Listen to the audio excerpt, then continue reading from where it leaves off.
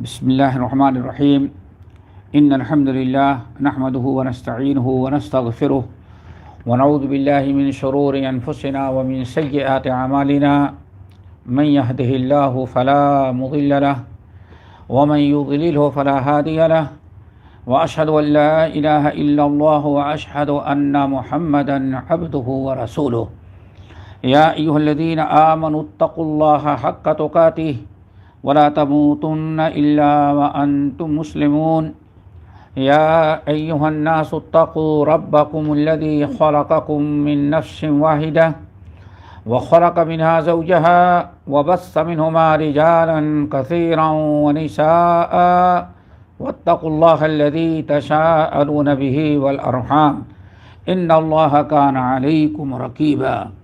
يا أيها الذين آمنوا اتقوا الله وقولوا قولا سديدا يصلح لكم أعمالكم ويغفر لكم ذنوبكم ومن يطع الله ورسوله فقد فاز فوزا عظيما. أما بعد فإن خير الحديث كتاب الله وخير الهدي هدي محمد صلى الله عليه وسلم وشر الأمور محدثاتها وكل محدثة بدعة وكل بدعة ضلالة وكل ضلالة في النار. فأعوذ بالله السميع العليم من الشيطان الرجيم. بسم الله الرحمن الرحيم. والذين كفروا فتعسا لهم وأضل أعمالهم ذلك بأنهم كرهوا ما أنزل الله فأحبط أعمالهم. محترم دینی بھائی اور بہنوں، اس سے پہلے 2 ہفتے سے سلسلہ چل رہا تھا تو وہ برائیاں یا وہ غلط اعمال جو انسان کی نیکیوں کو برباد کر دیتے ہیں، سارے اعمال ضائع اور بیکار ہو جائے، کتنی بھی نیکیاں کرے ساری نیکیاں ضائع ہو جاتی ہیں. تو ایسے اعمال کا تذکرہ ہم کر رہے تھے جن میں سے 2 ایسے عمل کا تذکرہ ہو چکا ہے اس سے پہلے 2 حلقے میں، کہ انسان یہ ایسے اعمال ہیں کہ جس نے ان کو کیا اس کے سارے نیک اعمال ضائع اور برباد کر دیے جاتے ہیں. آج اسی سلسلے کی ایک تیسرا گناہ اور تیسری برائی ہے جو انسان کے اعمال اور نیکیوں کو برباد کر دیتے ہیں. اسی سلسلے میں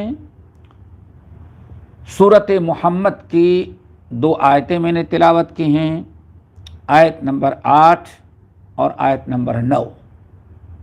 آج انشاءاللہ انہی دونوں آیتوں کے روشنی میں ہم اپنی بات واضح کرنے کی کوشش کریں گے، آپ کو سمجھانے کی کوشش کریں گے کہ ایسا عمل ہے کہ جس کی وجہ سے انسان کی زندگی کے سارے نیک اعمال ضائع کر دیے جاتے ہیں. یہ اللہ تعالیٰ کی طرف سے سزا ہے.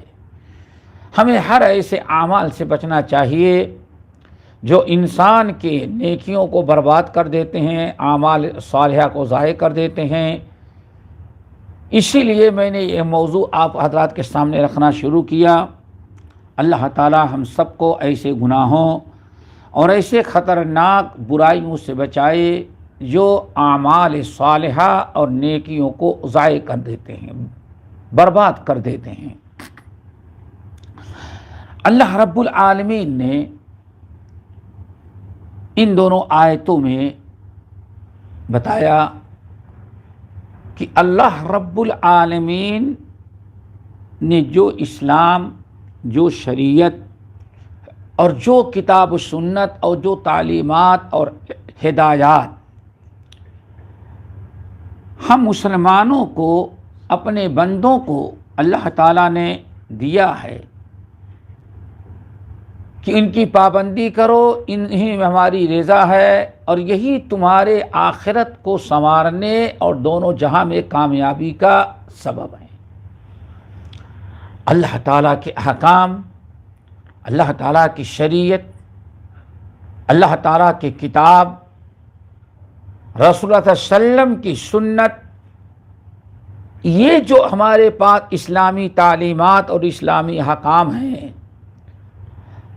ان کو اگر کوئی ناپسند کرتا ہے، کسی کو ناگوار گزرتا ہے اور کسی کو تکلیف پہنچتی ہے اور اپنے لیے کوئی مصیبت سمجھتا ہے یا اپنے دنیاوی ترقی میں رکاوٹ سمجھ کے اللہ تعالیٰ کے کسی حکم کو ناپسند کرتا ہے، قرآن کی کسی آیت کو، نبی کی کسی سنت کو، شریعت و دین کے کسی مسئلے کو ناپسند کرتا ہے، کراہت کی نگاہ سے دیکھتا ہے، تو اس کے سارے اعمال، کتنے بھی نیک اعمال کریں گے، اللہ سب کو ضائع اور برباد کر دیتا ہے۔ پہلے تو آپ سمجھیں کہ ہمیں اللہ تعالیٰ نے ان دونوں آیتوں کو پہلے سمجھیں، ان میں اللہ نے کس طرح سے وضاحت کی ہے۔ فرمایا والذین کفروا فتعسا لہم، اور جو لوگ قبول نہیں کر رہے ہیں، ٹھکرا دے رہے ہیں، ماننے کے لیے تیار نہیں ہے اللہ رب العالمین کے پیغام کو، اللہ تعالیٰ کی کتاب کو، اللہ کے بھیجے ہوئے رسول اور نبی محمد صلی اللہ علیہ وسلم جو پیغام، جو تعلیمات اور جو ہدایت لے کر کے آئے ہیں، جو شخص ان کو ماننے کے لیے تیار نہیں، ان میں اپنی نجات، اپنی کامیابی سمجھ کر کے ان کو اپنانے اور قبول کرنے کے لیے تیار نہیں ہیں، اضل اعمالہم، تو انہوں نے زندگی میں جتنے بھی نیک عمل کیے ہیں سب کو اللہ تعالیٰ ضائع کر دیا۔ اضل اعمالہم، ان کے سارے اعمال کو اللہ تعالیٰ نے ضائع کر دیا۔ اور جرم کیا ہے؟ اللہ رب العالمین نے اپنی کتاب، اپنے نبی کے ذریعے، شریعت اسلامیہ کے ذریعے جو تعلیمات اور ہدایات ہم کو دیں، ان میں بہت ساری چیزیں ایسی ہمیں اچھی تو لگتی ہیں، لیکن کوئی بہت ساری باتیں ہیں جو ہمیں اچھی نہیں لگتی، ہم ناپسند کرتے ہیں، ہمیں ناگوار گزرتے ہیں، اس لیے ہم ان کو قبول کرنے کے لیے تیار نہیں۔ ہمیں اپنا نقصان اور خسارہ کبھی نظر آتا ہے، نقصان اور خسارے سے بچنے کے لیے ہم ایسی تمام تعلیمات اور ہدایت کو ٹھکرا دیتے ہیں۔ اللہ نے فرمایا جس نے ایسے سوچا اضل اعمالہم، اللہ ان کے اعمال کو برباد کر دے گا۔ اعمال، انہوں نے بہت عمل کیا ہوگا، بڑی نیکیاں کی ہوگی، لیکن سب شیطان کی اطاعت میں کیا ہے۔ شرک، بدعات، ضلالت، گمراہی، باپ دادا کے رسم و رواج کو دین بنا دینا، اصل میں ان لوگوں نے جو بھی نیک عمل کیا تھا وہ شیطان کی اطاعت میں کیا تھا اور شیطان کے راستے پر چل کے کیا تھا، اس لیے اللہ تعالیٰ نے ان کے سارے اعمال ضائع کر دیے۔ اللہ نے فرمایا فتعسا لہم، ان کے لیے وعدہ کیا ہے، وعید کیا ہے؟ فتعسا لہم، ان کے لیے ہلاکت اور بربادی، تعس بربادی ہے۔ اگلی آیت میں ذَلِكَ بِأَنَّهُمْ كَرِهُوا مَا أَنزَلَ اللَّهُ، اللہ فرماتے ہیں یہ اس لیے برباد ہو رہے ہیں، ان کو ہم تباہ و برباد کریں گے، اور انہوں نے جتنے نیک اعمال کیے تھے سارے نیک اعمال کو ہم نے ضائع کر دیا، کوئی ایک نیکی قبول نہیں کی۔ اس کی وجہ کیا ہے؟ ذَلِكَ بِأَنَّهُمْ كَرِهُوا مَا أَنزَلَ اللَّهُ، کہ اللہ تعالیٰ نے جو دین اور شریعت نازل کیا اس کو یہ ناپسند کرتے تھے۔ اسی جملے کو یاد رکھو، ذَلِكَ بِأَنَّهُمْ كَرِهُوا مَا أَنزَلَ اللَّهُ، ان کے زندگی کے سارے اعمال جو نیکیاں کیے تھے ان نیکیوں کو بھی اللہ تعالیٰ نے برباد کر دیا۔ اور برباد کیوں کیا؟ صرف اس بنا پر کہ کہ ذالک بانہم کرہوا ما انزل اللہ، اللہ تعالیٰ نے جو احکام کتاب میں اور اپنے نبی کے ذریعے نازل کیا اور بندوں تک پہنچایا، اللہ تعالیٰ کی تعلیمات اور نبی کی سنتیں، نبی کی شریعت اور طریقہ ان کو اچھا نہیں لگتا تھا، ان کو ناپسند کرتے تھے۔ یہ بالکل بات واضح ہے۔ ذالک بانہم کرہوا ما انزل اللہ، یہ اس بنا پر کہ انہوں نے ناپسند کیا جو اللہ تعالیٰ نے تعلیمات کتاب میں، نبی کی سنت میں نازل کیا تھا۔ اللہ نے جب دیکھا کہ میری بات کو ناپسند کرتے ہیں، میرے حکم کو ناپسند کرتے ہیں، ہمارے نبی کی بات کو، سنت کو ناپسند کرتے ہیں، تو اللہ فرماتے فَأَحْبَطَ أَعْمَالَهُمْ، تو اللہ نے کتنی بھی نیکیاں کیا تھا انہوں نے سب کو ضائع اور برباد کر دیا۔ اب یہاں ایک اہم چیز سمجھیں، اعمال سے کیا مراد ہے؟ ان کے کون سے اعمال تھے جو اللہ تعالیٰ نے ان کے اعمال کو مردود کر دیا، ضائع کر دیا، ایک نیکی بھی باقی نہ رہی، سب کو اللہ تعالیٰ نے ختم کر دیا، ضائع کر دیا، اور بڑے اعمال کیے تھے۔ اور جرم کیا تھا؟ انہوں نے ایسا عمل کیا جس عمل کو اللہ نے اتنا خطرناک بنایا ہے کہ وہ جو بھی وہ عمل اپناتا ہے اس کے نیک اعمال ضائع اور برباد کر دیے جاتے ہیں۔ اعمال سے مراد یہاں اعمال خیر ہیں، اعمال شر نہیں۔ انسان اگر کوئی انسان نیک عمل کرتا ہے تو اپنی آخرت کے لیے کرتا ہے، مقصد ہے کہ اس نیک عمل سے اللہ ہم سے راضی ہو جائے، اللہ ہمیں جہنم سے بچا لے، اللہ تعالی ہمیں جنت نصیب کر دے، اللہ تعالیٰ کی رضا خوشنودی کے لیے نیک عمل کرتا ہے۔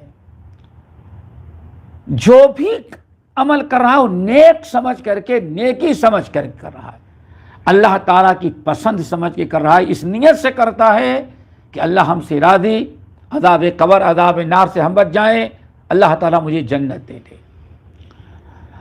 اعمال بہت کیا، لیکن کچھ اعمال تو انہوں نے ایسا کیا کہ ثواب سمجھتے تھے، نیک عمل کرتے تھے اپنے تئیں، لیکن وہ نیک تھا ہی نہیں۔ گناہوں کو، برائیوں کو شیطان نے مزین کر کے، نیک بنا کر کے، ثواب کا کام سمجھ کر کے ان کے سامنے پیش کیا، اور اس شیطان کی بات مان کر کے طرح طرح کی شرک اور بدعات پر وہ عمل کرتے رہے۔ باپ دادا کے رسم و رواج کو، کفریہ شرکیہ اعمال کو شیطان نیکی بنا کر کے پیش کرتا ہے، اور لوگ اسی کو کار ثواب سمجھ کے کرتے ہیں۔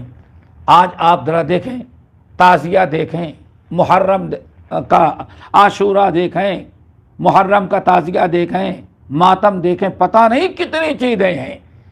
انسان یہ سارے اعمال کر رہا ہے، لیکن نیکی سمجھ کر کے، اپنی نجات کے لیے، اجر و ثواب کی غرض سے، اللہ تعالیٰ کی رضا کے لیے۔ لیکن اللہ فرماتے ہیں اس کے سارے اعمال برباد کیے۔ اور دوسری قسم اعمال کی کیا ہے؟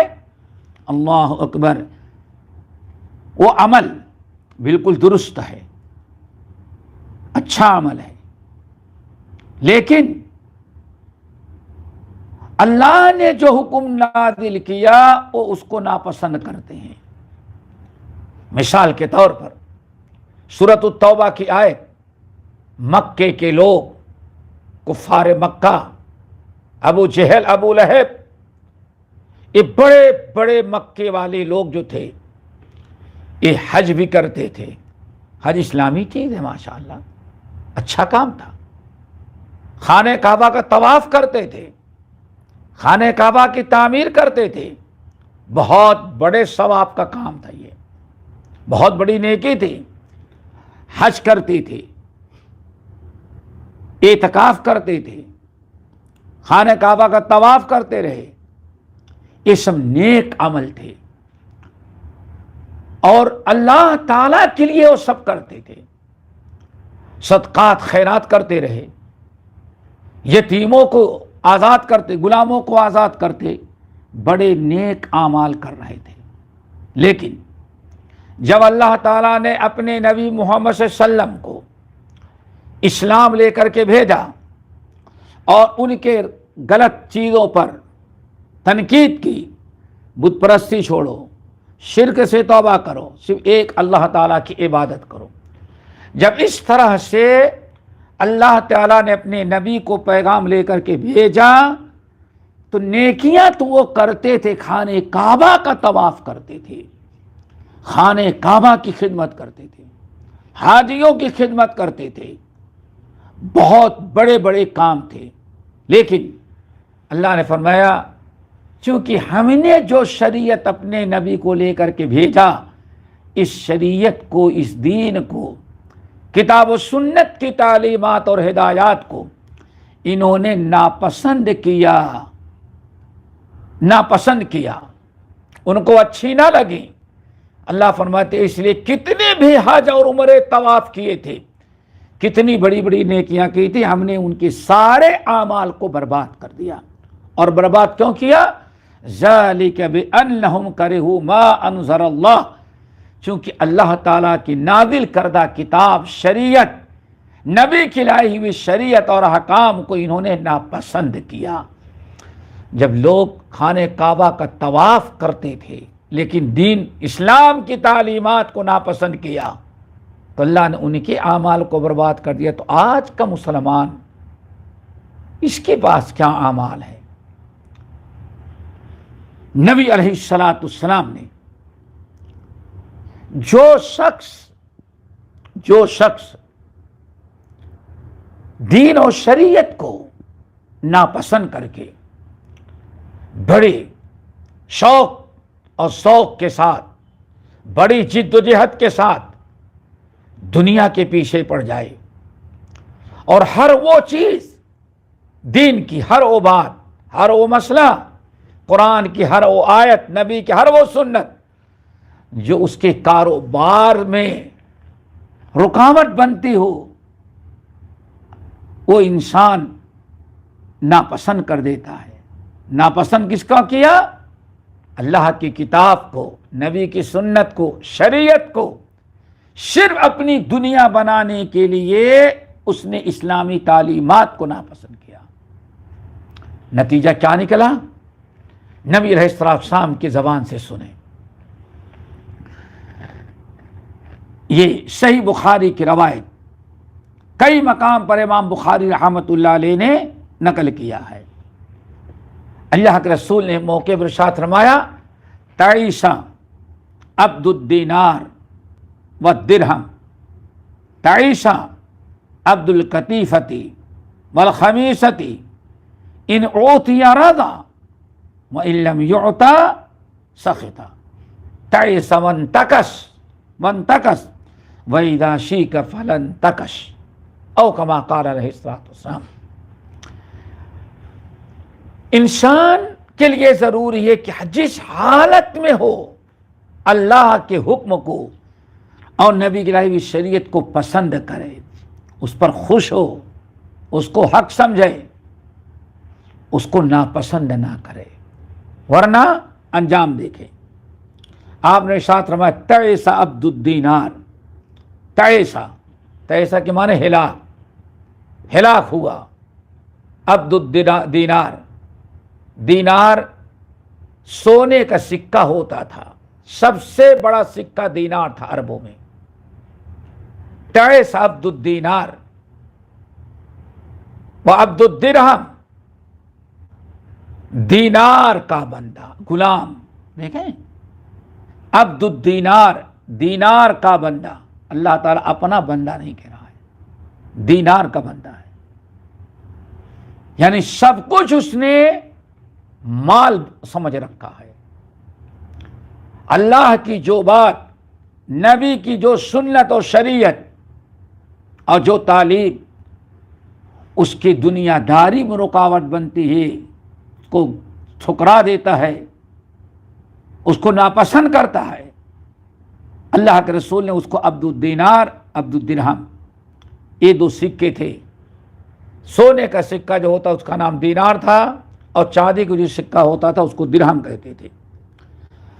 تعیس عبد القطیفہ والخمیسہ، اور برباد، ہلاک ہو گیا۔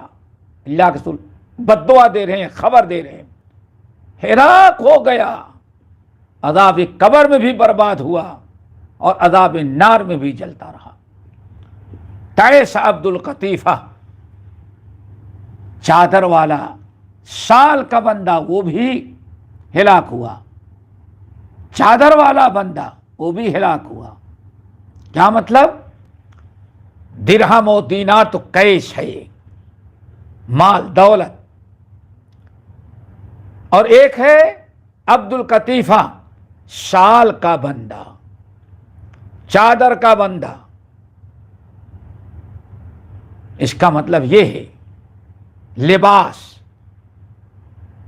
آج بھی بہت سارے ایسے علاقے ہیں کہ انسان شلوار قمیص اپنا کپڑا پہنتا ہے، اور کپڑا پہننے کے بعد ایک قیمتی عالی شان شال اوپر سے اوڑھتا ہے، یہی اس کی زینت ہوتی ہے۔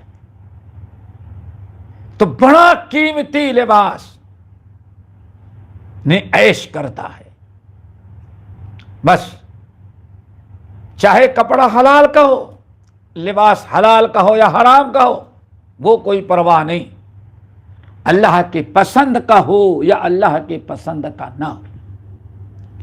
لیکن یہ انسان اپنی دنیا داری چمکانے کے لیے باقاعدہ اسی لباس کا استعمال کرتا ہے، اور اگر کوئی ٹوک دے اور قرآن و حدیث پیش کرے تو اسے لڑنے کے لیے تیار ہو جاتا ہے، اور مار پیٹ، جنگ و جدال کرنے کے لیے تیار، اور غصے میں آ کر کے حدیث اور قرآن کی آیات کا بھی انکار کر دیتا ہے۔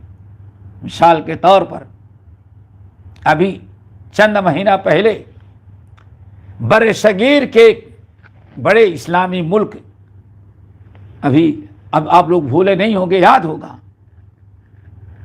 کہ عورت اپنی آزادی مانگنے کے لیے روڈ پر کھڑی ہیں، بے حجاب، بے پردہ، نیم اریاں، جسم کا بہت حصہ کھلا ہوا۔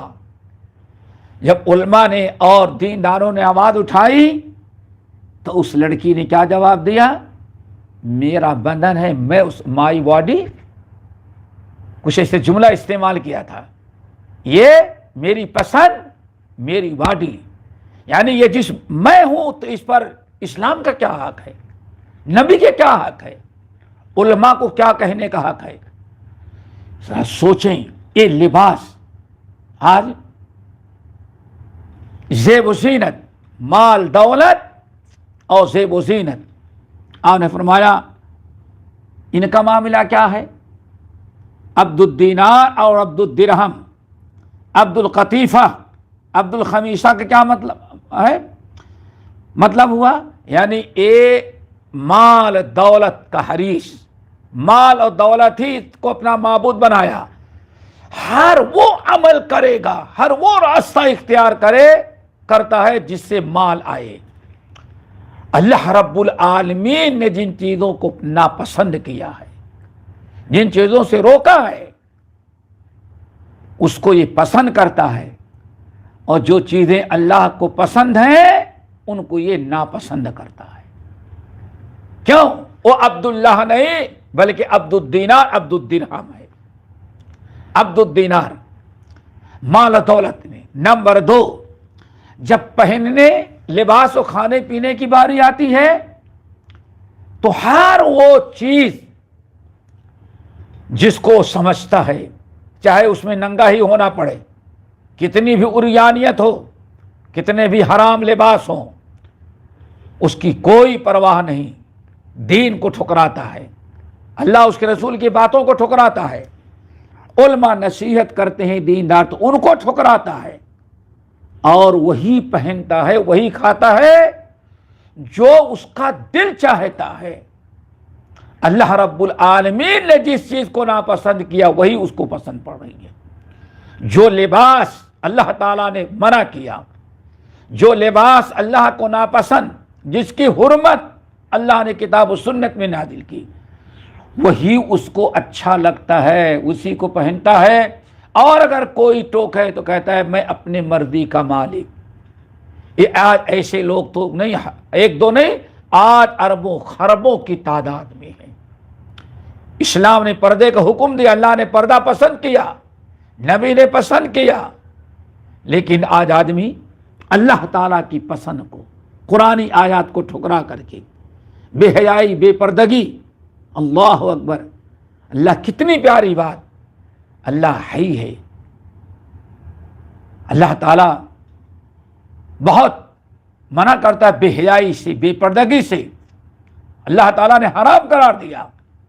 لیکن آج مرد ہو یا عورتیں اپنے جسم کو، اپنی عریانیت کو اپنا کر کے بزنس بنا رکھا ہے۔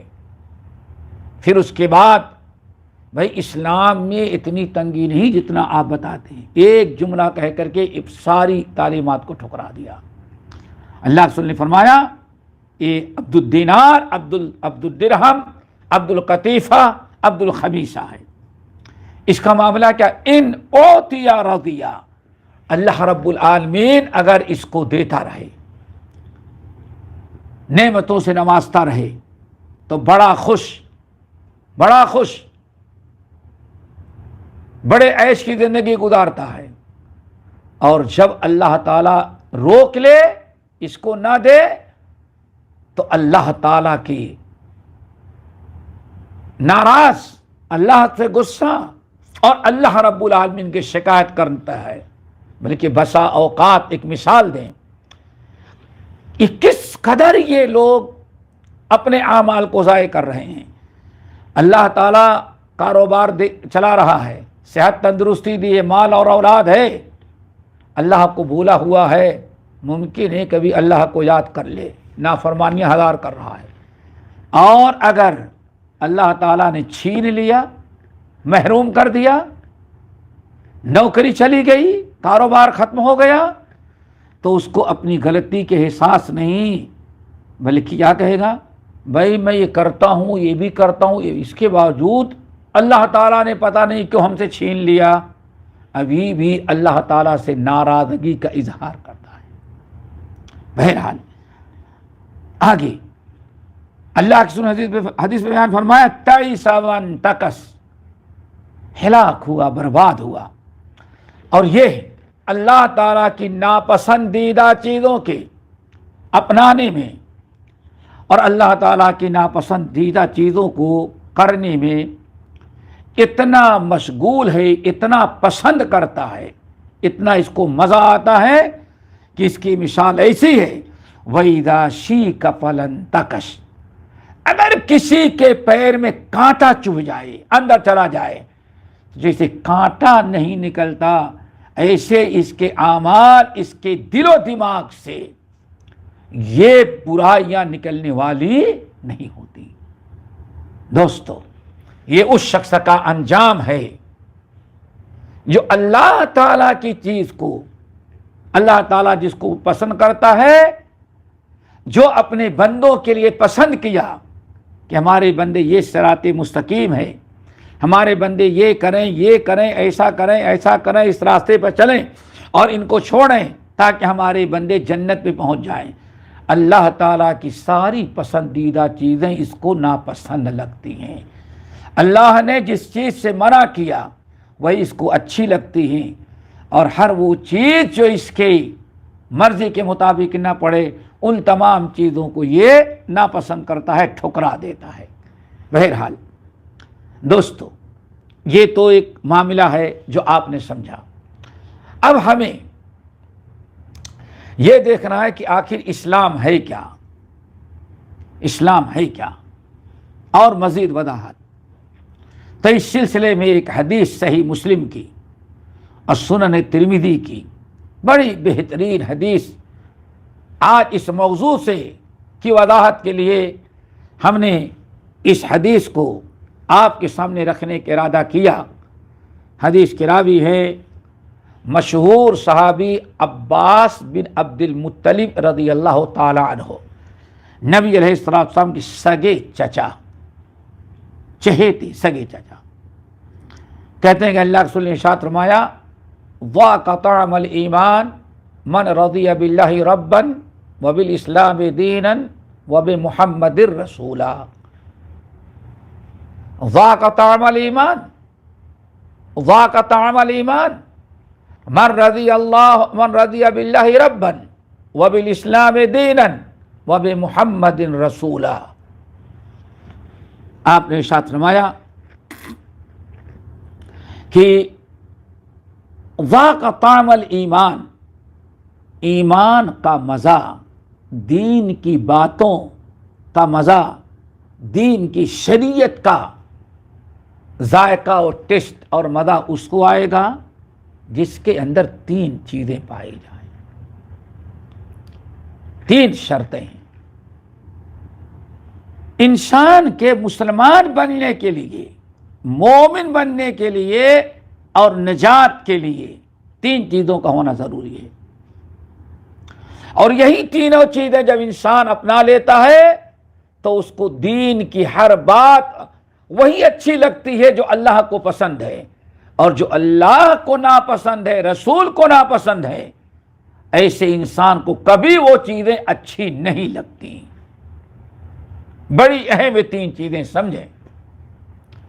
ذاق طعم الایمان، ایمان کا مزہ، ایمان کا ذائقہ، ایمان کی اور شریعت کی پابندی وہ کرے گا، دین کی پابندی مزہ اس کو آئے گا جس کے اندر تین چیزیں ہوں۔ نمبر ایک، رضی باللہ ربا، جو اللہ کو اپنا رب بنانا پسند کرتا ہے۔ رضیہ، رضیہ کے کئی معنی، ایک یہ پسند کرنا۔ جس شخص نے دنیا کے سارے معبودوں کو ناپسند کیا،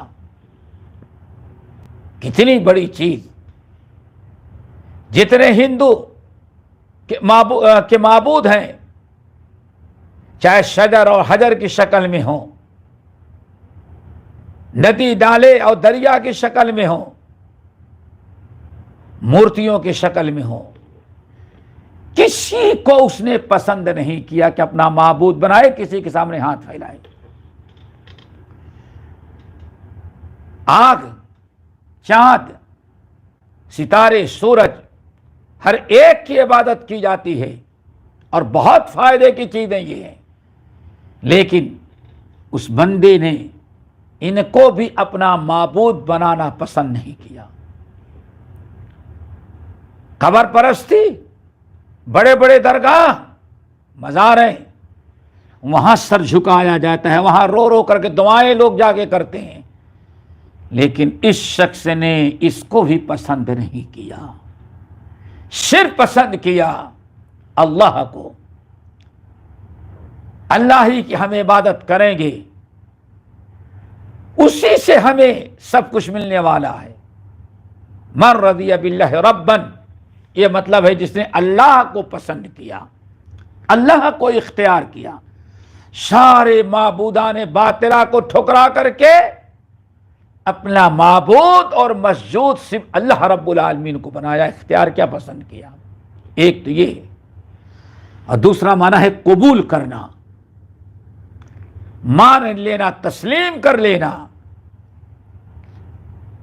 کہ اب اس کے بعد کوئی اور ضرورت نہ رہ جائے۔ تو مطلب یہ ہوگا جس نے اللہ کو اپنا رب تسلیم کر لیا، قبول کر لیا۔ من رضی باللہ ربا، اپنا رب، رب کہتے ہیں پالنہار، حاجت روا، مشکل کشا، لینے دینے، سب کا مالک اللہ وحدہ لا شریک ہے۔ مصیبت میں پکارتا ہے تو اس کو پکارتا ہے، مشکلات میں اللہ کو پکارتا ہے، خوشی غمی ہر ایک میں اللہ رب العالمین کی طرف رجوع ہوتا ہے۔ اور اس لیے کہ ہم آپ ہی کی عبادت کرتے ہیں، اس لیے اللہ آپ ہی سے ہم مدد چاہتے ہیں۔ یہ ہے پہلی شرط، جس نے اللہ کو اپنا رب بنایا اور قبول کر لیا، تسلیم کر لیا۔ نمبر 2، وبالاسلام دینا، جس نے اللہ کو اپنا رب بنایا، اب اللہ کے علاوہ کسی اور کو کے پیچھے نہیں جاتا، ایسے اسلام کو اپنے لیے جو دین پسند کیا وہ اسلام کو پسند کیا، کوئی غیر اسلامی چیزیں اس کو پسند نہیں آئی، اسلام اختیار کیا، اسلام کو قبول کیا اور اسی پر کفایت کرتا ہے۔ نمبر 3، وبمحمد الرسول، محمد صلی اللہ علیہ وسلم کو اللہ کا رسول مانتا ہے۔ یہ 3 چیزیں ہیں، اللہ، اسلام اور رسول۔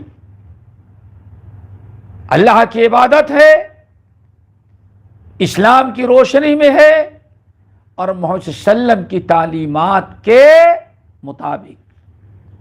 اسی لیے بعض اہل علم نے اس حدیث کا معنی بڑا عجیب انداز کا بیان کیا، اس سننے کے لائق ہے، اور اس کو یاد رکھیں۔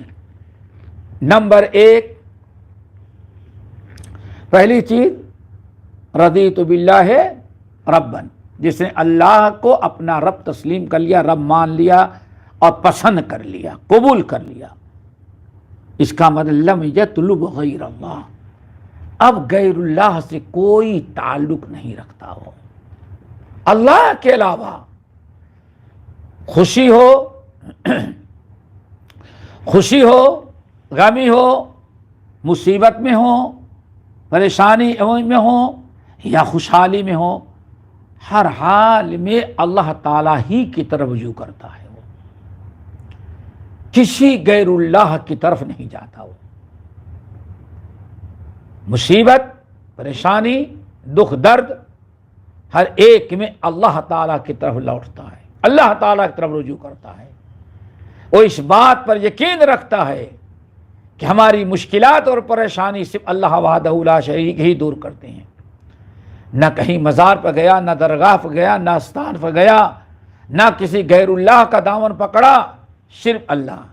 اس لیے مطلب لم یطلب غیر اللہ۔ نمبر 2، دوسری چیز یہ ہے کہ رضیت بالاسلام دینا، اسلام کو اپنے لیے جو دین اپنے لیے پسند کیا وہ دین اسلام ہے۔ ایک جملے میں اس کا معنی بتایا گیا، وَلَمْ يَسْعَ فِي غَيْرِ طَرِيقِ الْإِسْلَامِ، اسلام نے جو کتاب و سنت کے ذریعے اللہ اس کے رسول نے راستہ متعین کر دیا ہے، اس کے علاوہ کسی اور طریقے کو کبھی پسند کرتا ہی نہیں۔ آج مسلمانوں کی حالت ذرا دیکھیں، اللہ تعالیٰ نے شرط رکھی ہے مسلمان ہونے کے لیے، ایمان کا مزہ کب ملے گا؟ جب انسان کے اندر یہ چیز پائی جائے کہ اسلام کے علاوہ کوئی طریقہ ہمیں پسند نہیں ہے۔ لم یسع فی غیر طریق الاسلام، اسلام کے علاوہ کسی اور راستے پر کبھی چلتا ہی نہیں۔ اب آپ بتائیے آج کتنی بڑی کمی ہے، ایک انسان مسلمان بنتا ہے اور اس نے جب تسلیم کر لیا کہ ہاں بس اسلام ہی پر ہمیں چلنا ہے، یہود و نصارہ کا طریقہ ہمیں پسند نہیں، غیروں کا طریقہ پسند نہیں، غیروں کے رسم و رواج پسند نہیں، ہمارے لیے باپ دادا کے رسم و رواج بھی قابل قبول نہیں جو اسلام سے ٹکرا رہے ہوں، بس ہمیں اسلام پسند ہے۔ ہر اعتبار سے اٹھتے بیٹھتے سوتے جاگتے حقوق اور معاملات ہر جگہ انسان اسلام کو اپناتا ہے۔ آج مسلمانوں کی حالت کیا ہے دوستو؟ کون سی نیکی ہماری بچی رہ جائے گی؟ ذرا بتاؤ۔ آج یہود و نصارہ کے کون سا طریقہ ہے جو ہمارے اندر نہ آ چکا ہو؟ غیر مسلموں کا کون سا کلچر اور کون سا فیشن ہے جو فیشن کے نام پر اور ترقی یافتہ ہونے کے نام پر ہمارے اندر نہ آ گیا ہو؟ بقول علامہ اقبال کے وضع میں تم ہو نصارا تو تمدن میں ہنود، یہ مسلمان ہے جسے دیکھ کر شرمائے ہو۔ قلب میں سود نہیں، روح میں احساس نہیں، کچھ بھی پیغام محمد کا تجھے پاس نہیں۔ یقیناً ہم عید میلاد ربیع الاول آتا ہے تو بہت نبی علیہ السلام کی عزت اور احترام کرنے والے بن جاتے ہیں، لیکن آپ نے کبھی سوچا کہ آپ عید میلاد بھی مناتے ہیں تو غیروں کے طریقے، اسلام یہود و نصارہ کے طریقے سے؟ اللہ اکبر! آج سارا معاملہ رضیت باللہ ربن پر، اسلام رضیت بالاسلام دینن پر نہیں ہے مسلمانوں۔ ہم کہتے ہیں کہ مسلمان ہیں، لیکن ایڑی سے چوٹی تک کہیں اسلام نظر نہیں آتا۔ ایک دو نہیں، کتنی بڑی تعداد مسلمان نبی کی شکل و صورت، نبی کی وضع قطع، نبی کے چال چلن تو انسان کو ناپسند ہے، اور یہود و نصارہ، فلم اسٹار، کرکٹ کھلاڑی، یہ طرح طرح کے بے دینوں کا طریقہ آج مسلمانوں کو اچھا لگتا ہے۔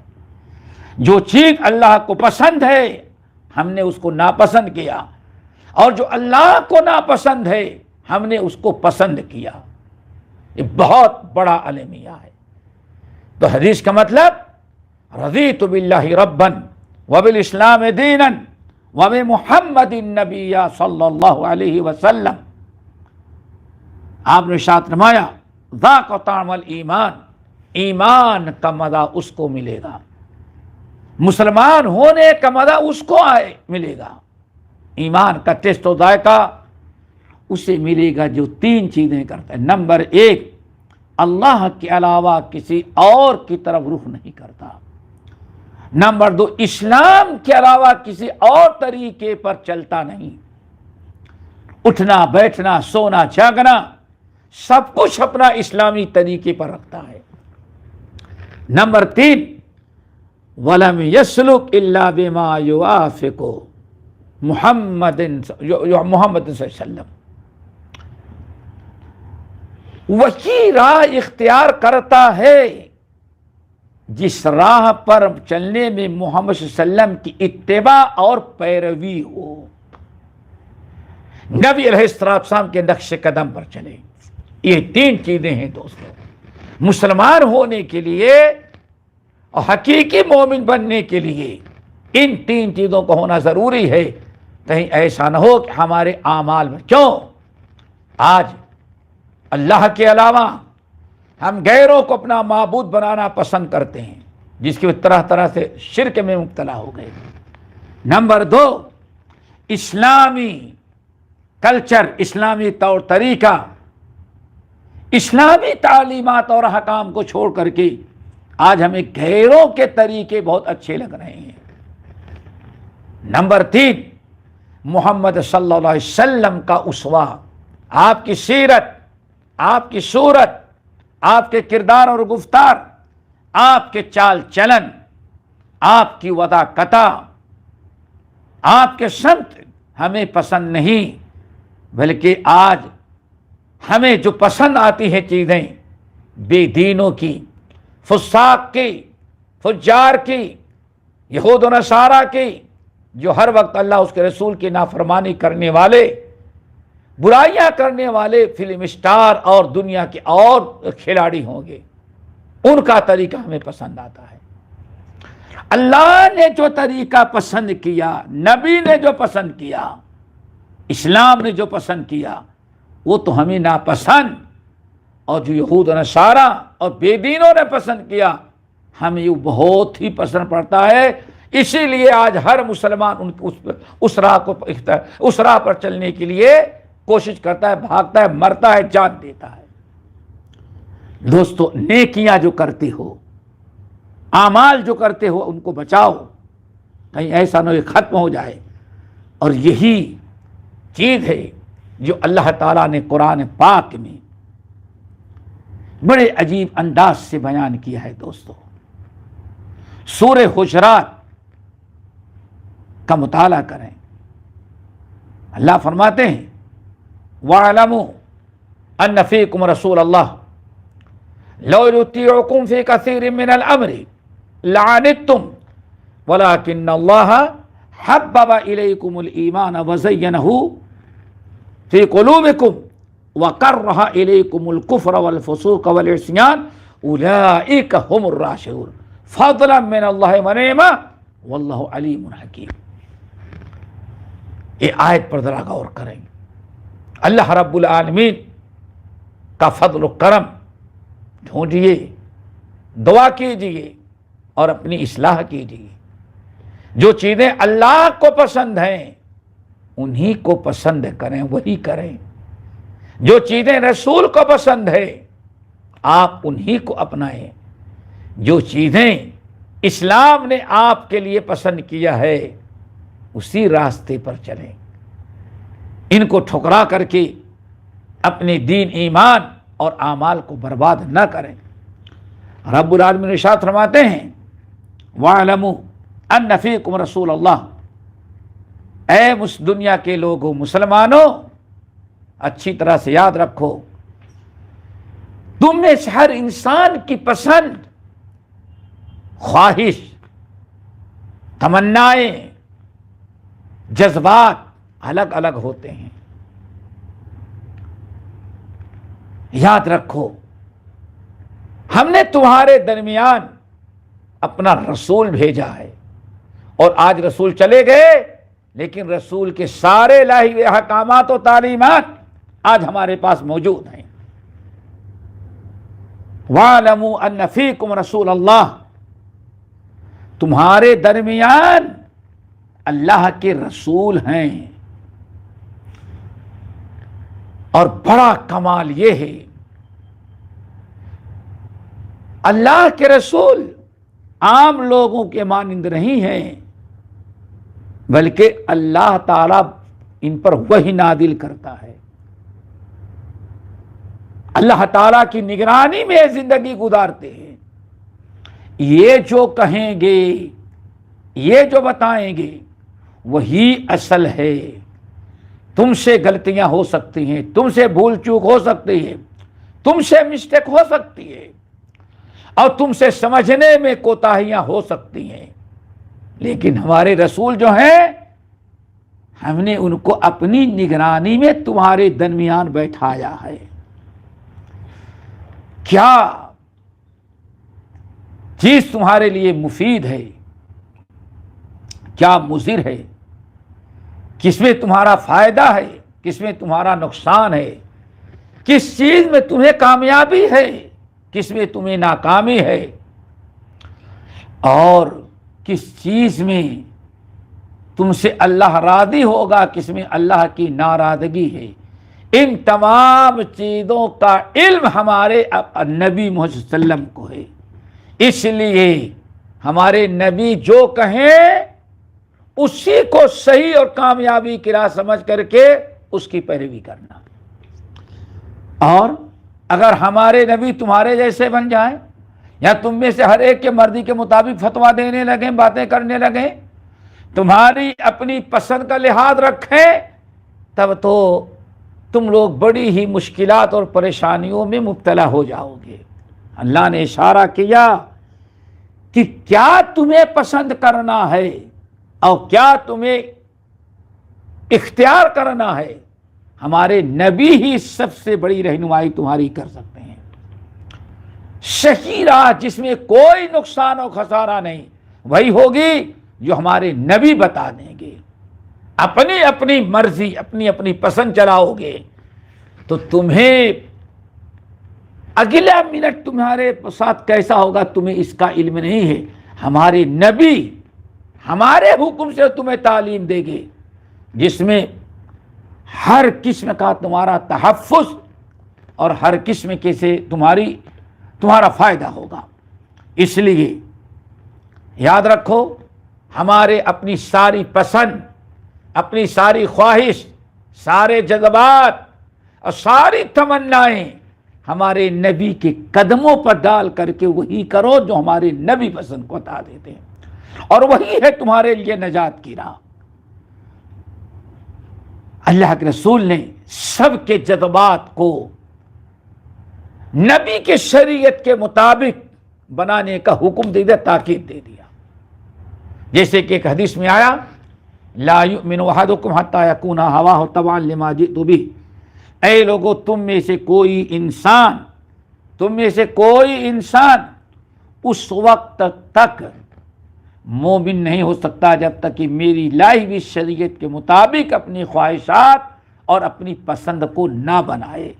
مومن ہونے کے لیے ضروری ہے کہ انسان اپنے جذبات، اپنی خواہشات اور اپنی پسند کو نبی کے پسند کے تابع بنائے، نبی کی لائی ہوئی شریعت کے تابع بنائے. یہ ہے مومن بننے کے شرط.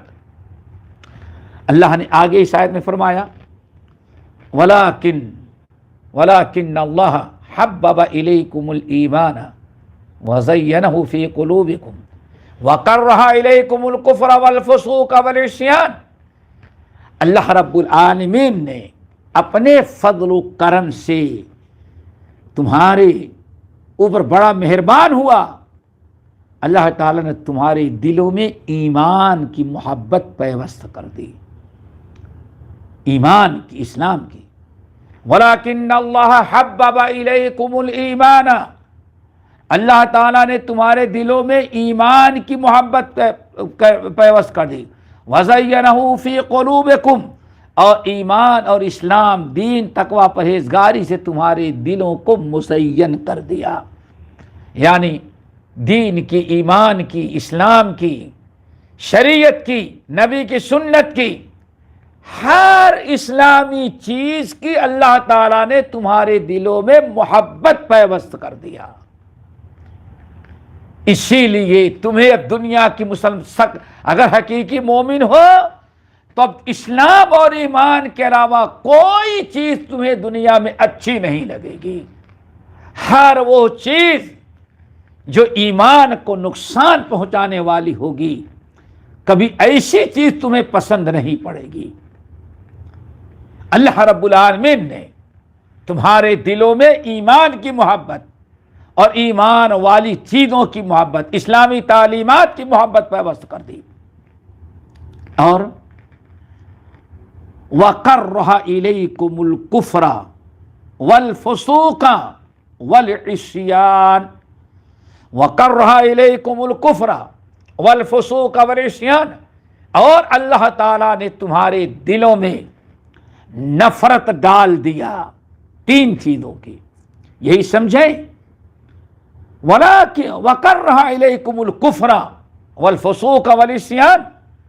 اور اللہ رب العالمین نے تمہارے دلوں میں ایک طرف تو ایمان اور ایمان والی چیزوں کی محبت اور پیوست کر دی، اس کے علاوہ کوئی چیز تمہیں اچھی نہ لگے، اور دوسری طرف 3 چیزوں کی اللہ نے نفرت تمہارے دلوں میں پیدا کر دی. کفر کی، وَقَرَّهَ إِلَيْكُمُ الْكُفْرَ، کفر کی نفرت پیدا کر دی. والفسوق، اور گناہ کبیرہ کی نفرت پیدا کر دی. والعصیان، اور گناہ صغیرہ کی بھی اللہ نے تمہارے دلوں میں نفرت پیدا کر دی. اللہ نے فرمایا اولئک ھم الراشدون، یہ ہیں جن کو ہدایت مل چکی ہے، اور ہدایت پر جو ہے اللہ تعالیٰ اس کی نیکیاں قبول کرتے ہیں. اس آیت کو میں نے اس لیے آپ کے سامنے پیش کیا کہ ایک انسان کو اللہ تعالیٰ مومن اور ہدایت یافتہ کب بتا رہے ہیں؟ حقیقی مومن، سچا مومن اللہ تعالیٰ کب اس کو بتا رہے ہیں؟ جبکہ 2 چیزیں اس کے اندر ہو. ایمان کی اور ایمان والی باتوں کی محبت ہو، اور کفر کی، گناہ کبیرہ کی، شرک کی اور گناہ صغیرہ کی اس کے دلوں میں نفرت ہو۔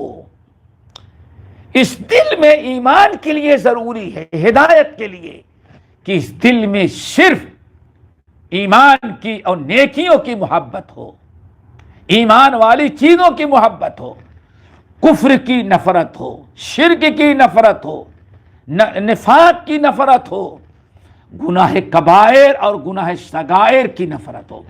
جب یہ دونوں چیزیں ہمارے اندر اکٹھا ہوں، برائیوں کی نفرت، اتنی نفرت کہ برائیوں سے گھن پیدا ہو، اور نیکیوں کی اور ایمان کی اتنی محبت کہ ہر نیکی کے کرنے میں مزہ آ جائے۔ اگر یہ دونوں اکٹھا ہو گئے تب اللہ نے فرمایا اولئک ھم الراشدون، یہ ہیں جن کو رشد ہدایت ملی ہے، یہ ہیں سچے مومن، کامیاب مومن۔ اب آپ بتائیں، جب ایمان کا تقاضا یہ ہے کہ برائیوں سے نفرت ہو اور صرف نیکیوں سے محبت ہو، اس آدمی کا ایمان کس کام کا ہوگا کہ برائیوں کی محبت، اللہ کی نافرمانی کی محبت، جو چیزیں اللہ کو ناپسند ہے ان کی محبت ہے، اور جو اللہ کو پسند ہیں دین اور ایمان اس سے نفرت ہے۔ تو ایسا ایمان، ایسا انسان اگر کوئی بھی عمل کرے گا تو اللہ رب العالمین نے اعلان کیا، سورۃ محمد کی آیت نمبر 8 اور 9 اچھی طرح سے یاد رکھیں، فرمایا والذین کفروا، جن لوگوں نے ہمارے نبی کی لائی ہوئی شریعت کو قبول کرنے اور اسے اپنانے سے انکار کیا، فتعص لہم، اللہ تعالیٰ ان کو برباد کرے، وہ ہلاک ہو جائیں گے، وَأَضَلَّ أَعْمَالَهُمْ، اور اللہ ان کے سارے اعمال کو ضائع کر دے گا، سارے اعمال ان کے ضائع گئے۔ آگے اللہ نے فرمایا ان کے اعمال کیوں ضائع ہوئے، وہ کیوں ہلاک و برباد ہوئے، کیا وجہ ہے ان کی ہلاکت، ان کی بربادی، ان کے اعمال کے ضائع ہو جانے کا سبب کیا ہے؟ اللہ نے فرمایا ایک، ذَلِكَ بِأَنَّهُمْ كَرِهُوا مَا أَنزَلَ اللَّهُ، اللہ تعالیٰ کو نے جو اتارا اس دین شریعت، اللہ تعالیٰ کی پسندیدہ چیزیں، اللہ نے کتاب قرآن میں جن چیزوں کا حکم دیا ہے یہ ان کو اچھے نہیں لگے، یہ ان کو ناپسند تھے، اس لیے اس جرم میں کہ اس جرم کی وجہ سے ان کے سارے اعمال برباد کر دیے گئے۔ اللہ تعالی ہم سب لوگوں کو ان اعمال سے محبت کرنے کی توفیق دے جو اللہ کو محبوب ہیں، اور ان برائیوں سے کی نفرت پیدا کرے، اور اللہ تعالیٰ ایسے برائیوں سے دور رکھے اور نفرت دل میں پیدا کرے جو انسان کے اعمال کو برباد کر دینے والی ہیں۔ اسی لیے خوب کثرت سے دعا یاد کرے، اللہم انی اسألک حبک وحب من یحبک وحب عمل یقربنی حبک، اے اللہ آپ اپنی محبت میرے دل میں پیوست کر دے، اور اللہ اپنے ان تمام بندوں کی محبت بھی ہمیں ہمارے دل میں پیدا کرنے ہیں جو آپ سے محبت کرتے ہیں، اور اے اللہ ہر ایسے عمل کی محبت میرے دل میں ڈال دے جو تجھ سے پسند ہے، اور نفرت ڈال دے ان باتوں کی جو تجھے ناپسند ہیں۔ اس دعا کو برابر پڑھا کریں، اللہ تعالیٰ عمل کی توفیق نصیب فرمائے۔